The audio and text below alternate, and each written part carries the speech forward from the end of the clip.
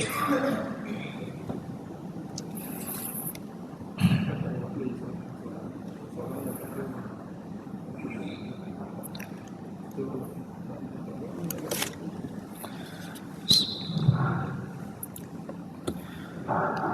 minasyaitonirrajim. Bismillahirrahmanirrahim. Segala puji bagi Allah Subhanahu wa taala, Tuhan yang tunggal, Tuhan yang menjadikan setiap zarah yang berada dalam diri kita, yang berikan kita pakaian yang sedang kita pakai ini, makanan yang baru saja kita jamah sebentar tadi, dan berikan kita nikmat yang paling besar, iaitu nikmat iman dan Islam.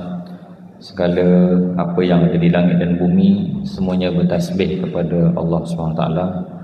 Marilah kita mengucapkan syukur atas segala kurniaannya. Semakin kita bersyukur, semakin Allah tambahkan nikmat. Alhamdulillah. Selawat dan salam kita panjatkan kepada junjungan besar Rasulullah SAW. Baru saja kita melepasi ulang tahun kelahirannya pada Jumaat yang lepas. Baginda bekerja keras memuliakan kita semua.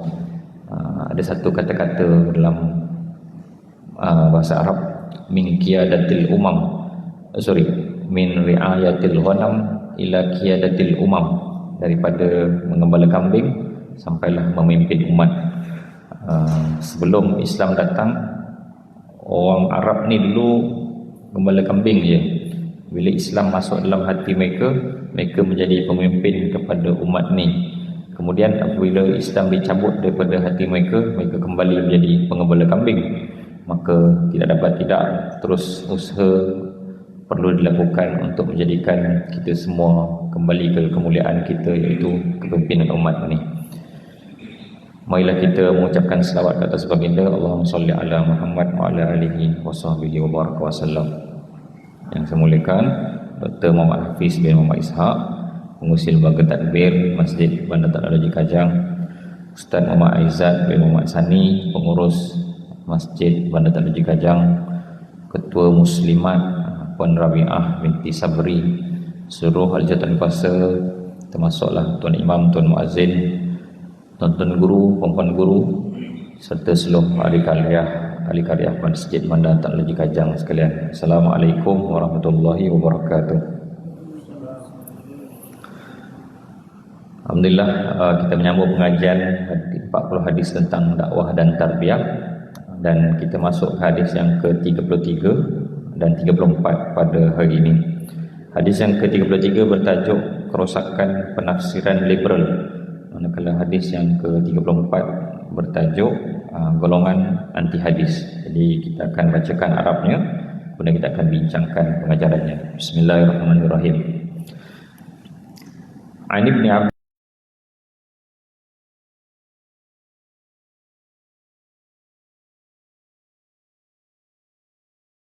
falyatabawwa maq'adahu minan nar.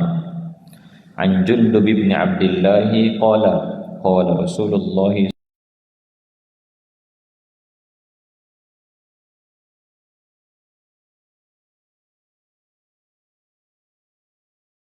dia berkata, Rasulullah sallallahu alaihi wasallam bersabda, barang siapa yang berkata sesuatu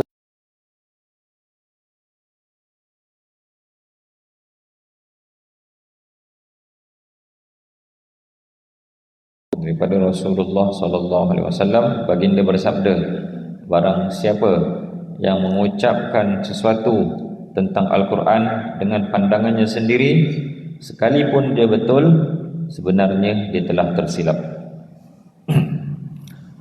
Hadis ni straightforward. Kalau tuan-tuan dengar sekali satu round, maknanya tidak boleh berkata apa-apa tentang Quran dengan pandangan sendiri, tapi mesti ada sandaran-sandaran hadisnya. Okey, jadi saya pecahkan kepada 3 topik, iaitu yang pertama disiplin tafsir Quran, yang kedua contoh-contoh kesalahan tafsir Quran, dan yang ketiga adalah beza tadabbur dan tafsir. Beza tadabbur dan tafsir. Okey.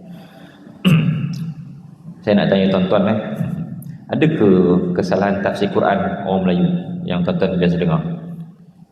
Saya rasa ada satu yang ataupun dua yang popular, iaitu kalau orang tuduh kita sesuatu, kita akan cakap, kau jangan tuduh aku, al fitnatu asyaddu minal qatl. Kita kata fitnah ni lagi teruk daripada membunuh. Sebenarnya itu bukan tafsiran yang betul dan bukan dalil yang betul. Tapi taklah kita mentafsir Quran, itu sebab mungkin kita kurang mendalami, jadi kita tak tahu. Tapi penggunaan fitnah ni lagi teruk daripada membunuh ni memang meluas, menunjukkan lemahnya tahap interaksi kita dengan Quran. Lemahnya tahap interaksi kita dengan Quran. Itu contoh yang mudah lah. Antara contoh yang lain, dia orang kata, ataupun masyarakat kita, jen-jen kita kata, couple tak apa, zina je yang tak boleh. Kan Allah kata wala taqrabuz zina. Dia faham macam tu pula. Dia faham lain. Dia kata berdua-duaan pergi mall, berjalan sana, merendak sini, okey lagi, asal jangan zina je. Sedangkan kefahaman yang betul adalah jangan kamu hampiri zina. Hampiri zina ni bermula dengan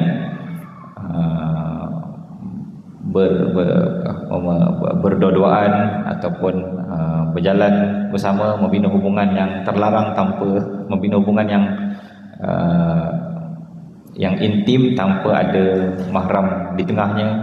Itulah, semua itu boleh membawa kepada zina. Itu antara dua salah faham yang mudah. Saya nak tanya tuan-tuan, ni kita masuk topik yang pertama, iaitu disiplin tafsir Quran. Tahukah tuan-tuan, para sarjana mengatakan bahawa sekurang-kurangnya ada 15 ilmu yang perlu kita kuasai untuk tafsirkan Quran. Kalau kita tak kuasai, kurang satu, silap-silap kita tafsir ke laut ataupun salah tafsir lah. Antaranya ilmu lughah bahasa Arab, ilmu nahwu, baris atas bawah. Salah baris atas bawah, kita akan salah makna. Ilmu saraf, ilmu terbitan kata. Tapi saya nak sentuh satu ilmu ni. Daripada 15 ilmu tu ada satu ilmu, nama dia ilmu usul fiqh. Tuan-tuan bisa dengar kot. Saya nak tanya tuan-tuan, dalam Quran surah Al-Jumu'ah Allah menyebut, fa idza a'udzubillahi minasyaitonir rajim, fa idza qudiyatis salatu fantashiru fil ard wabtaghu min fadlillah wadhkurullaha katsiran la'allakum tuflihun. Apabila telah selesai solat Jumaat itu, maka bertebaranlah kamu di muka bumi ini. Pergilah cari rezeki-rezeki, pergilah cari kurniaan Allah, kurniaan Allah yang ada di sekitarnya. Jadi apa hukum kita lepas Jumaat kita tak bertebaran, kita sambung zikir sampai asar? Boleh ke tak boleh? Sedangkan Allah sebut jelas, apabila telah selesai solat Jumaat itu, fantashiru, bertebaranlah kamu. Ini fi'il amar ni ataupun kata arahan. So boleh tak lepas solat Jumaat nak iktikaf masjid? Ke semua kena keluar?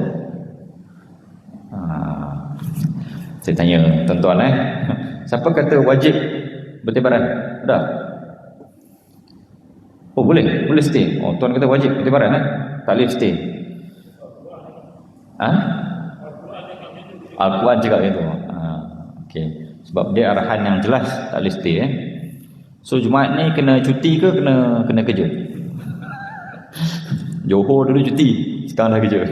Sekarang tinggal negeri-negeri tak bersekutu je. Kedah, Kelantan, Terengganu, Perlis saya tak pasti, tak ingat. Perlis yang masih bercuti pada hari Jumaat. Dah tu dia cuti. Mana? Dia pergi lepas solat Jumaat, dia pergi melancong. Dia pergi bawa keluarga. Sedangkan Allah suruh bertebaran mencari rezeki. Okey. Dalam kaedah usul fiqh ada satu kaedah ni. Satu kaedah ni adalah al-amru yufidul wujub. Setiap kata arahan akan membawa implikasi wajib. Setiap kata arahan akan membawa implikasi wajib. Tetapi ada kaedah nombor 2. Kaedah nombor 2 adalah apa-apa arahan yang datang selepas sebuah larangan, maka dia membawa implikasi harus. Saya ulang balik. apa-apa arahan yang datang selepas sebuah larangan, dia akan membawa, maknanya arahan tadi akan membawa implikasi harus. Saya bawa satu hadis. Nabi Muhammad SAW berkata, kuntu nahaitukum an ziyaratil kubur ala fazuruha. Aku pernah melarang kamu menziarahi kubur, ketahuilah sekarang ni pergilah ziarah. Pergi ziarah tu wajib ke harus? Jadi harus. Sebab kaedah dia, kita pun sama juga. Kita pun sama. Kita kata korang cakap anak kita, jangan main tak boleh main petang-petang selagi tak habis exam ni. Habis exam UPSR, okey sekarang pergilah main. Suruhan pergi main tu maksud dia sekarang dah boleh main ataupun sekarang wajib main. Maksud dia adalah sekarang dah boleh main bola. Itu juga bahasa Arab. Tapi kita kena ikut kaedah bahasa Arab lah. Kaedah bahasa Arab hanya sebab Quran ini diturunkan dalam bahasa Arab. Jadi kaedah-kaedahnya perlu difahami dalam bahasa Arab, baru kita boleh memahami maknanya. Contoh lain. Saya pergi rumah Dr. Hafiz. Dr. Hafiz kata, jemputlah makan nasi. Saya, Ustaz Kadir, Ustaz Arif, kami makan nasi je, lauk tak sentuh. Dr. Hafiz kata, kenapa tak makan lauk? Kenapa tak ambil lauk? Ustaz Kadir kata, dah. Dr. Hafiz kata, jemput makan nasi, kami makan nasi je. Dalam bahasa Melayu pun tak macam tu kaedahnya. Dia menyebutkan satu contoh untuk mewakili semua yang ada. Lepas tu, lepas dah makan semua, saya sakit perut. Saya kata, Dr. Hafiz, tumpang beli air boleh? Lepas tu boleh, sila. Dalam bilik air tu boleh tak saya pakai sabun Dr. Hafiz? Kira dah halal sini. Kalau dalam orang Melayu ni kira sekali lah, dia sekali kan. Jadi dia bukan pakai air, buang air je, dia akan bawa maksud-maksud yang tertentu. Jadi kita kena memahami bahasa itu untuk kita faham maksudnya. Sebegitulah juga Al-Quran yang diturunkan dalam bahasa Arab, dia perlu difahami dalam bahasanya, barulah kita tahu. Jadi kena pergi belajar bahasa Arab lah. Belajar bahasa Arab baru kita faham makna-maknanya. Okay? Saya sebut contoh yang mudah supaya tuan-tuan tidak tersilap tafsir Quran. Tafsir Quran. Hari ni tuan-tuan perasan tak, sekarang ni tengah berlaku Global Sumut Flotilla. Orang dah pergi separuh jalan dah, daripada Spain berlayar di laut Mediterranean nak menuju Gaza, nak mewujudkan koridor kemanusiaan, dipanggil koridor kemanusiaan. Sebab semua orang blok Gaza ni, kita nak buat satu koridor kemanusiaan melalui laut, hantar bantuan. Kali ni 50 kapal, 44 wakil negara, dan kita tak tahu apa yang akan berlaku. Tiba-tiba orang Malaysia ni bincang pasal apa, tahu? Apa hukum perempuan naik kapal pergi join Sumut Flotilla? Saya tepuk dahi je. Ni apa? Dia bawa dalil, Nabi berkata, la tusafirul mar'ah illa ma'azi mahramin aw dhu mahramin. Tidak boleh seorang perempuan itu bermusafir tanpa mahramnya. Sebenarnya ada hadis yang lain. Ada hadis yang lain sahih juga. Nabi berkata, wallahi la yutimmannal amra. Wallahi, Nabi kata, urusan agama ini akan dilengkapkan oleh Allah SWT sehingga satu hari nanti seorang itu boleh berjalan daripada Sana'a ke Hadramaut, dia tak takut apa-apa melainkan serigala dan anjing-anjing saja. Kata begitu. Jadi Dr. Qaradawi menguraikan hadis ini. Apa hukum perempuan bermusafir tanpa mahram? Dr. Qaradawi kata ada satu hadis, iaitu pada satu zaman nanti dunia ni Islam dah lengkap dan menang. Ketika itu dunia ni aman, seseorang itu boleh berjalan pada Sana'a ke Hadramaut di Yaman, itu jauh perjalanannya, dia tak takut apa-apa pun.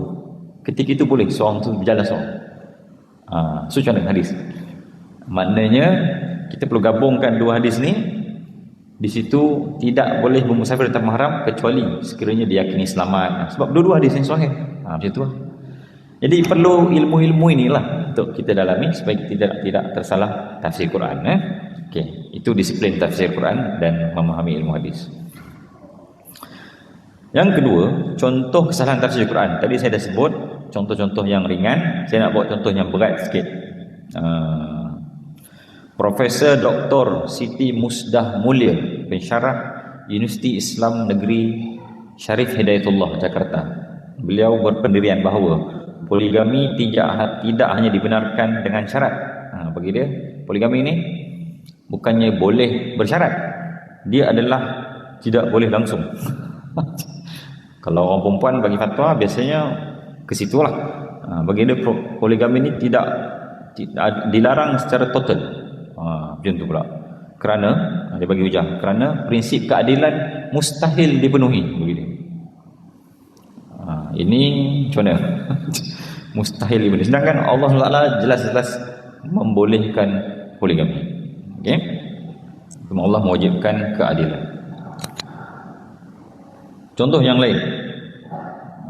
Ini saya ambil contoh-contoh daripada jurnal-jurnal akademik. Ini bukan blog-blog ataupun TikTok. Contoh lain. Ulil Absar Abdallah. Dia ni lepasan pondok. Nama pun sedap. Ulil Absar Abdallah. Orang Indonesia berpendapat bahawa nikah beza agama ni bukan dalam kes-kes tertentu saja, tapi dibolehkan secara total pula. Dalam Islam tak boleh tau nikah beza agama ni, kecuali lelaki adalah Muslim manakala perempuannya adalah ahli kitab, iaitu Kristian ataupun Yahudi. Itu pun Muzakarah Fatwa Kebangsaan ada perincian lagi siapakah ahli kitab. Saya baca syarat-syarat ahli kitab Muzakarah Fatwa Kebangsaan tu, saya rasa mustahil ada lagi ahli kitab pada hari ini. Sebab tafsir, definisi ahli kitab menurut Muzakarah Fatwa Kebangsaan kita adalah orang itu mestilah berpegang dengan ajaran Alkitab yang asal. Ajaran Alkitab yang asal. Definisi mereka adalah Alkitab, iaitu Taurat dan Injil, adalah orang yang diberikan kepada mereka Alkitab sampai zaman Nabi Muhammad saja. Sampai zaman Nabi Muhammad. Sebab ketika itu, itulah wahyu yang relevan. Datang saja zaman Nabi Muhammad dan orang-orang ini pun lahir, tapi masih lagi memilih kitab yang sudah dimansuhkan, mereka bukan lagi ahli kitab. Macam tu pula. So, saya rasa macam mustahil lah nak ada. Kecuali kalau mereka itu lahir pada zaman ini, tapi datuk nenek mereka itu berasal daripada golongan yang diturunkan Alkitab pada waktu itu. Untuk makluman tuan-tuan, Taurat dan Injil ni dia bukan untuk seluruh manusia tu. Dia untuk golongan tertentu saja, iaitu umat Nabi Musa dan umat Nabi Isa. Tiba-tiba ada orang Chinese yang bukan umat Nabi Musa pada zaman dahulu dan bukan juga umat Nabi Isa pada zaman dahulu mengaku jadi ahli kitab. Tak betul. Dia orang kitab lain. Okey? Sebab tu perincian Muzakarah Fatwa Kebangsaan tu agak detail lah. Saya rasa macam susah saja. Sebab tu JAKIM senang. Dia kata dalam pensijilan halal, penyembelihan oleh ahli kitab ni dia tak terima. Dia nak terima yang Muslim saja. Alright. Itu topik lain nanti kita masuk kalau sempat topik tentang ahli kitab ni. Okay, itu contoh-contoh kesalahan tafsir Quran yang berat lah. Tapi di Malaysia ni saya tengok tak ada lah. Pernah ada usaha untuk bawa tokoh-tokoh liberal ni masuk. Saya ingat yang terakhir adalah pada 2012. Ketika itu ada seorang tokoh nama dia Irsyad Manji. 2012 datang bagi talk kat Malaysia. Buku dia sudah pun diharamkan oleh KDN. Tapi ada pula orang datang bawa dia bagi ceramah dekat Malaysia ni, buat roadshow. Dia senang bagi dia LGBT ni halal. LGBT ni boleh. Bila kita kaji latar belakang dia sebenarnya adalah orang Islam. Dia memang Muslimah yang tidak diberikan penerangan yang baik, tetapi disuruh untuk kau follow je. Lama-lama dia jadi memberontak. Ni saya nak pesan kat tuan-tuan. Kadang-kadang anak kita tanya pasal hukum, poligami, pasal ini, pasal itu kan, kenapa perempuan dapat satu bahagian, lelaki dapat dua bahagian dalam faraid. Kita kena explain dengan betul. Kalau kita explain, dia akan cari jawapan lain. Silap-silap dia jadi liberal. Habislah kita ketika itu, sedihlah kita. Okay? Contoh orang liberal yang kecewa ini Irsyad Manji. Dia rasa tak dapat pelanggan betul, jadi dia berfikir dengan otaknya sendiri. Alright, yang terakhir untuk hadis ini adalah berkenaan dengan beza tadabbur dan tafsir. Okey.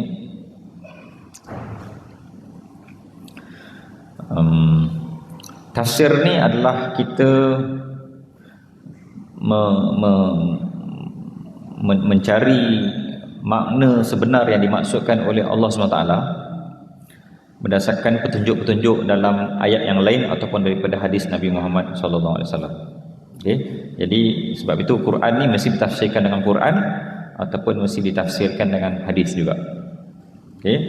Dia akan melihat konteksnya, ketika itu ceritanya apa, asbabun nuzulnya dan lain-lain. Manakala tadabbur pula adalah usaha untuk mencari makna di sebalik zahir satu perkara. Kalimah tadabbur juga digunakan pada setiap usaha manusia untuk mendalami hakikat satu perkara. Jadi tadabbur ni sebenarnya adalah reflection kita saja. Reflection. Kita bukan mentafsirkan Quran, tapi kita reflect saja. Contohnya dalam ayat Quran Allah bercerita tentang munafik. Orang munafik ni bila nak solat dia akan malas. Wa idza qamu ila solati qamu kusala. Dia malas main. Yura'unan nas. Dia akan riak saja pada manusia. Wala yazkurunallaha illa qalila. Dan dia kebanyakan solat dia tu tak khusyuk pun. Okay. Tapi itu ciri orang munafik. Kita faham ayat itu betul. Tapi bila kita reflect pada diri kita, adakah kita munafik? Kita reflect. Kita ni mukmin. Kita ni Muslim, kita tak munafik. Kita betul-betul beriman pada Allah dan Rasul. Tapi kita reflect pada diri kita sifat-sifat orang munafik. Mudah-mudahan kita tidak terjatuh dalam kalangan golongan munafik. Orang yang faham Quran tetapi tidak tadabbur, boleh jadi tak dapat hidayah juga. Dia faham, tapi dia tidak reflect. Fahamlah macam mana pun, tapi tak reflect dan tak beramal, ke laut dah dia. Orang yang tak faham tapi reflect, takut-takut salah reflect, bahaya juga. So kena dua-dua, kena tafsir yang betul, kemudian reflect pada diri kita yang betul. Okay, alright, itulah hadis yang pertama. Saya bacakan semula. Barang siapa yang berkata sesuatu tentang Quran dengan pandangannya sendiri, maka dia telah menempah tempat daripada neraka. Barang siapa, yang kedua, versi yang kedua, barang siapa yang berkata tentang Quran dengan pandangannya sendiri dan dia cakap tu betul, Nabi kata dia telah tersilap juga. Right? Wallahu a'lam. Nanti saya buka soalan di akhir, tuan-tuan boleh tanya kalau ada kekeliruan ataupun perbincangan. Saya masuk pada hadis yang ke-34, kesesatan pemikiran anti hadis. Saya bacakan Arabnya, kemudian kita bacakan terjemahannya dan kita bincangkan pengajarannya. Bismillahirrahmanirrahim. Anil Miqdam ibn Ma'di kariba an Rasulillah sallallahu alaihi wasallam annahu qala ala inni utitul kitab wa mithlahu ma'ahu ala yushiku rajulun sya'bana ala arikatihi yaqulu alaikum bihadzal Qur'an fama wajadtum fihi min halalin fa ahilluhu wa ma wajadtum fihi min haramin faharrimuhu ala la yahillu lakum lahmul himaril ahli wala kullu dhi nabim minas sab'i wala luqtatu mu'ahidin illa an yastaghniya anha sahibuha. Maksudnya, ingatlah sesungguhnya aku telah diberikan Al-Quran. Nabi sebut aku telah diberikan Al-Quran dan sesuatu yang semisalnya. Maksudnya di sini adalah as-sunnah. Ingatlah akan terjadi satu masa nanti seorang lelaki yang duduk kekenyangan di atas kerusinya, kemudian dia berkata, berpeganglah kamu dengan Al-Quran ini. Maksud dia sebenarnya adalah ketika itu, ini dalam hadis yang lain, ketika itu sedang dibacakan kepadanya hadis-hadis, tapi dia cakap tuan-tuan semua dengar tadi hadis, tak apa, berpeganglah dengan Quran ini dan tinggalkanlah hadis itu. Dia cakap macam tu. Okey, apa saja yang ada dalam Quran ini kata halal, kamu halalkanlah. Apa saja dalam Quran ini kata haram, maka haramkanlah. Hebat. Okey. Kemudian Nabi sambung, Nabi kata, ketahuilah wahai umatku, tidak halal bagi kamu daging himar, daging keldai domestik, lahmul himarul ahli, domestik dongki ni haram. Sebab dongki ada dua, satu dongki yang liar, satu lagi yang jinak. Jinak ni yang kita bela, yang domestik, yang dalam rumah kita ataupun dalam kejiranan kita. Kalau yang liar tu halal, contohnya zebra, tonton sembelih makan. Tapi kalau yang tonton bela tu haram. Kemudian Nabi kata, dan setiap sesuatu yang mempunyai taring daripada kalangan binatang darat, dan juga tidak halal bagi kamu barang yang seorang kafir muahid ni dia tertinggal, kemudian dia tertinggal, lepas tu kita jumpa, kita ambil, adakah itu halal? Jawapannya tidak halal. Okey, hadis ni kompleks sikit saya ceritakan sikit-sikit. Situasinya macam tadi, seorang yang duduk di atas kerusi kekuasaan, dibacakan kepadanya hadis, kemudian dia kata tak payah pegang dengan hadis, berpegang dengan Quran. Lepas tu Nabi kata, ketahuilah keldai domestik itu haram. Sebab apa? Sebab dalam Quran tak ada sebut keldai domestik haram, yang ada dalam sunnah saja. Dan dalam Quran tak ada sebut binatang darat yang bertaring itu haram, tak ada. Yang ada adalah dalam sunnah saja, dalam hadis saja. Dan tak ada sebut bahawa barang tinggalan seorang kafir muahid itu haram, kecuali dalam sunnah saja. Okay. Maknanya Nabi nak kata kat kita, berpeganglah dengan Quran dan berpeganglah dengan sunnah. Okay. Alright. Sebenarnya apa hujah golongan anti hadis ni? Hujah dia, okey, sebelum tu sejarah dia. Sebenarnya golongan anti hadis ni zaman Nabi Muhammad tak ada. SAW tak ada.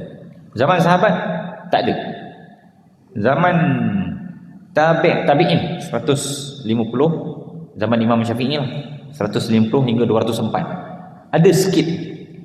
Dia kata berpeganglah dengan Quran, tak pegang dengan hadis. Okay. Lepas tu fahaman-fahaman menyeleweng ni berkembang. Ada kitabnya, ada imamnya, ada pasukannya, seperti Mu'tazilah, lain-lain lah. Tapi golongan anti hadis ni dia tak hidup, dia tak ada pewarisan. Sampailah ke zaman kita, iaitu 1870-an, 1880-an, baru dia muncul balik. Lama tak ada. Tiba muncul balik. Zaman kita ni ada balik. Mungkin ni lah kot hadisnya, duduk di atas kursi kekuasaan, kemudian kata berpeganglah dengan Quran. Nama dia canggih, nama dia Quraniyun, ataupun dalam terjemahannya Quranis. Padahal mereka ni menolak anti hadis. Dia telah menodai perkataan Quraniyun tu. Okey, mengarut sungguh. Dan kefahaman mereka tak jauh beza macam penafsiran golongan liberal terhadap Al-Quran yang kita baca dalam hadis sebentar tadi. Itulah sejarah dia. Apa hujah mereka? Hujah mereka adalah dia kata berpeganglah dengan Al-Quran, inilah wahyu yang sebenar. Sedangkan hadis itu terdapat padanya possibility ataupun kemungkinan telah dicampur-campur dan sudah tidak jadi wahyu lagi. Okay. Sebenarnya hujah dia tu makan diri sendiri. Sebab dia kata berpeganglah dengan Quran, sedangkan dalam Quran sendiri ada yang mengatakan berpeganglah pada sunnah. So sebenarnya dia berpegang dengan Quran ke tak sebenarnya tu? Sebenarnya dia membongak saja. Kalau dia betul-betul berpegang dengan Quran, bukankah Al-Quran berkata apa saja yang dibawa oleh Rasul itu kamu ambillah, apa saja yang dilarang oleh Rasul itu maka kamu tinggalkanlah. Wa ma atakumur rasulu fakhudhu wa ma nahakum anhu fantahu. So dia pun tak berpegang dengan Quran juga. bohonglah dia orang ni. Okey. Dan manakala mereka mengatakan bahawa hadis-hadis ini ada possibility dicampur tangan semua, sebenarnya hadis-hadis ini sudah melalui ilmu isnad lah, atau kita kata panggil ilmu-ilmu untuk menentu sahkan hadis ini. Jadi hadis ada yang darjatnya diyakini sepenuhnya, iaitu sahih, hadis hasan. Hadis hasan ni beza dia dengan hadis sahih satu je. Satu je. Hadis sahih ni ada 5 syarat. Bersambung sanadnya, ittisalus sanad. Aku pun dah lupa dah. Daripada 5 lah. Salah satu daripada 5 ni adalah perawinya itu semua thiqah, iaitu dipercayai lah. Dipercayai ramai oleh orang-orang yang hebat, orang-orang yang soleh, dipercayai. Hadis hasan ni dia punya sanad bersambung, adamil illah, tak ada lemah, adamil syaz, tidak ada syaz, kecuali perawi dia tu sikit, perawi dia kurang sikoh saja, kurang sikoh sikit, tapi masih baik. Perawi dia tidaklah sempurna tapi masih dalam keadaan baik. Jadi hadis hasan boleh dihujahkan juga. Cuma kalau bertentangan dengan hadis sahih ialah yang akan diutamakan. Jadi darjat dia adalah pertama sahih, yang kedua hasan, yang ketiga ni dhaif. Dhaif ni dalamnya ada juga satu cabang namanya hadis yang palsu. Okey. Cuma saya nak sebut satu perkara. Dalam tiang-tiang utama agama ini, benda-benda yang penting Rasulullah SAW tidak akan sebut pada seorang, tapi Rasulullah akan sebut kepada ramai, semua orang boleh dengar, dan juga Nabi akan sebut banyak kali sebab dia penting. Dia penting. Okey. Jadi dirawikan dalam banyak versi dan dalam banyak jalur, tapi semua masih sama. Maknanya betul lah tu. Tapi dalam hal-hal yang khilaf, Nabi akan beritahu kat seorang ni saja. Macam tu lah. Okey. Jadi nak beritahu apa? Nak beritahu apa? Bahawa semua tiang-tiang utama dalam Islam ni, hadisnya semua sahih dan diriwayatkan dalam banyak jalur. Dan sama pula tu. Sebab Allah berfirman dalam surah Al-Hijr, auzubillahi minasyaitonirrajim, inna nahnu nazzalna dzikra wa inna lahu lahafizun. Kamilah yang menurunkan Al-Quran dan kamilah yang akan menjaganya. Ulama juga mentafsirkan bahawa menurunkan risalah dan kamilah juga akan menjaganya. Maknanya menurunkan Islam ni, dan Allah lah yang akan menjaga Islam ni. Dia tak akan terputus sampailah ke akhir. Kalau putus, umat akhir zaman ni ada hujah untuk tidak beriman kepada Allah SWT. Nama macam mana? Wahai Tuhan, Islam yang datang kat kami ni dah rosak, kami pun tak jumpa yang asli, maka kami tidak beriman. Lalu tidak diazab di api neraka. Tak logik. Okey. Yang berlaku adalah di hari akhirat nanti tak ada seorang pun yang boleh menegakkan hujahnya di hadapan Allah Subhanahu Wa Taala. Alright. Jadi itulah kefahaman kita tentang golongan anti hadis ini, dan saya sudah ceritakan sejarahnya dan juga cara nak counternya. Saya nak landing ni sebelum kita buka pada soalan. Sebenarnya apa saja yang kita bicarakan, kita belajar, saya suka bawa kepada satu direction, iaitu membentuk dan membangunkan ataupun mengukuhkan kuasa nasional. Perkataan dia adalah kuasa nasional. Okey. Kuasa nasional ni apa?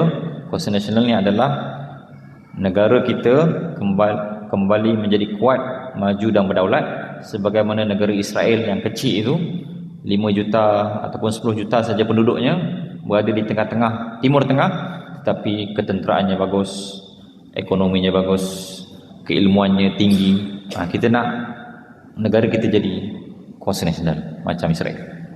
Okey.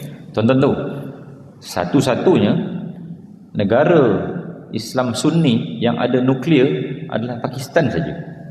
Ayah saya dulu belajar UK, buat engineering, UKM hantar. Ayah saya kata ketika itu pelajar-pelajar Malaysia ni belajar chemical engineering, mechanical engineering. Orang Pakistan tak belajar macam ni. bom nuklear. Dan terbukti mereka berjaya membangunkan kuasa ketenteraan mereka. Kita baca hadis panjang, tapi kalau kita tidak membina negara, kita ni ke laut juga. Jadi saya nak bawa pada kuasa nasional. Topik kita hari ini adalah Quran dan Sunnah.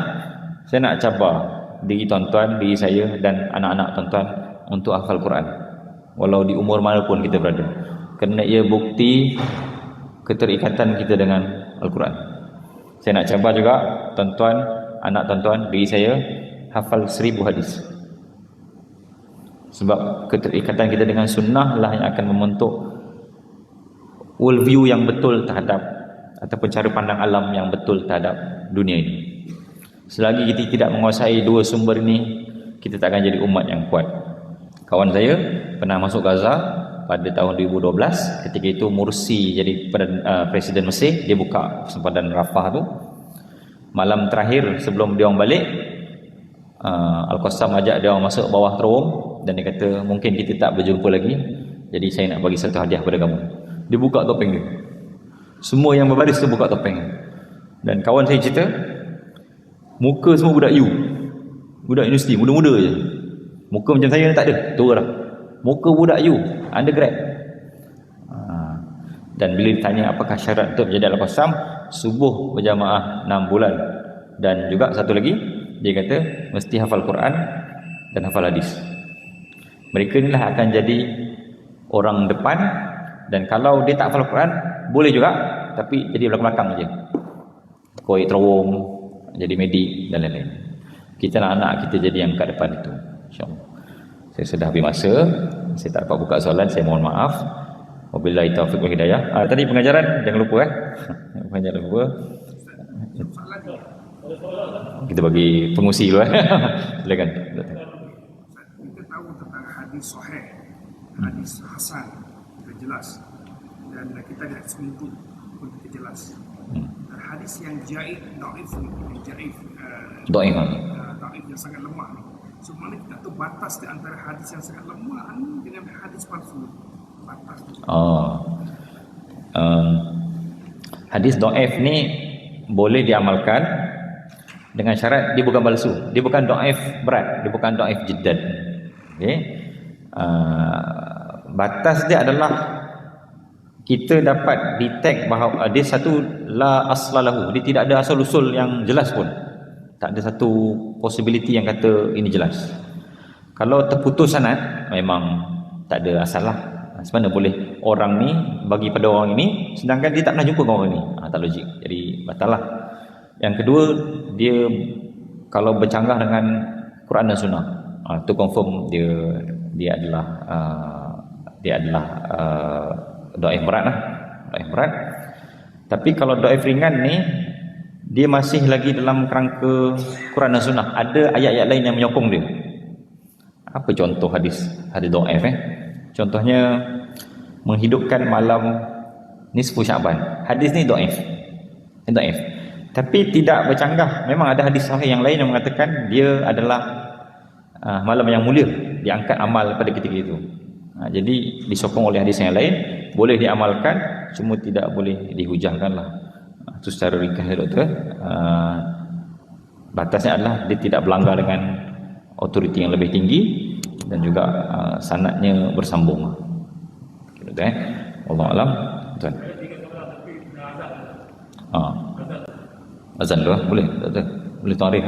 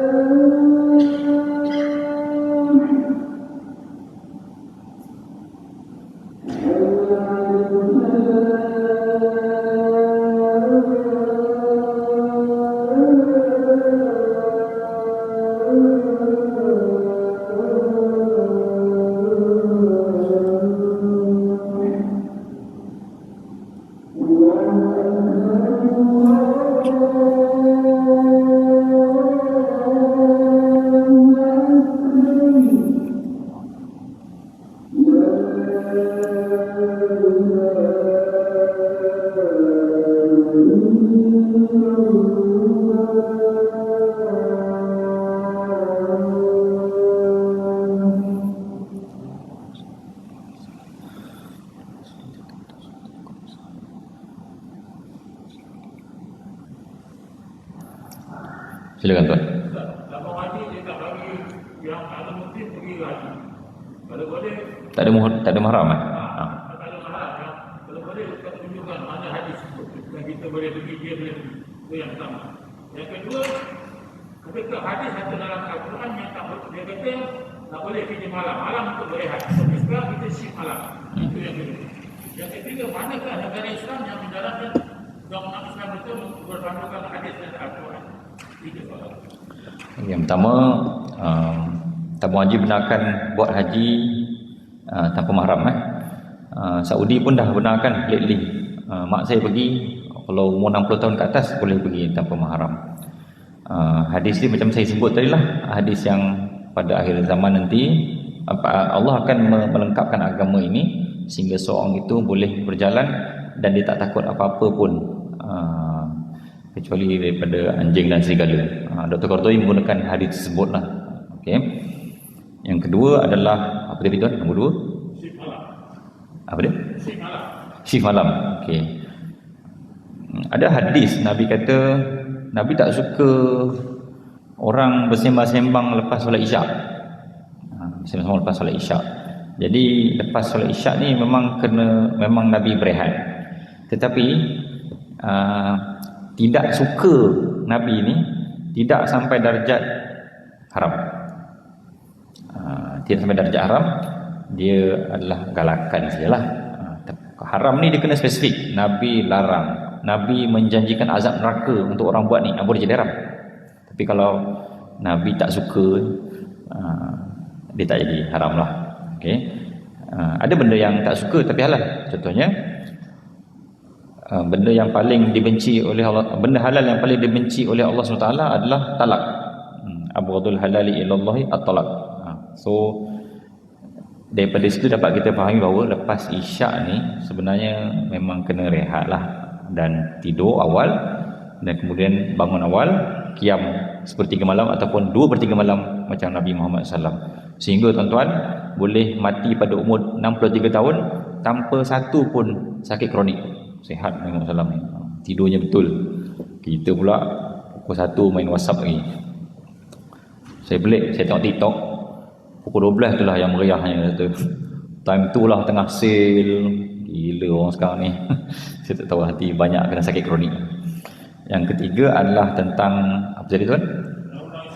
Okey. Saya petik apa yang Dr. Zakir Naik sebut lah. Dr. Zakir Naik kata negara Islam yang paling dekat dengan Quran dan Sunnah yang ada pada ketika ini adalah Malaysia. Dia cakap begitu. Dia kata Indonesia bagus tapi Malaysia juga yang paling dekat Quran Sunnah. Bagi saya ada beberapa hujah jugalah. Yang pertama, Islam adalah agama negara kita. Yang kedua, kita terkedepan dalam sistem-sistem Islam beberapa lah. Contohnya perbankan Islam dan kemudian industri halal. Dan perundangan kita pun banyak masukkan perundangan Islam. Jadi saya rasa kita boleh berbanggalah dengan Malaysia ni, dengan apa yang kita ada, dan kita pertahankan dan kita jadikan seluruh wilayah kita ni adalah wilayah Islam. Untuk makluman tuan-tuan, semua negeri dah masuk dalam perundangan undang-undang tubuh negerinya Islam adalah agama bagi negeri ini, kecuali Sarawak. Jadi mission kita adalah Sarawak. Assalamualaikum warahmatullahi wabarakatuh.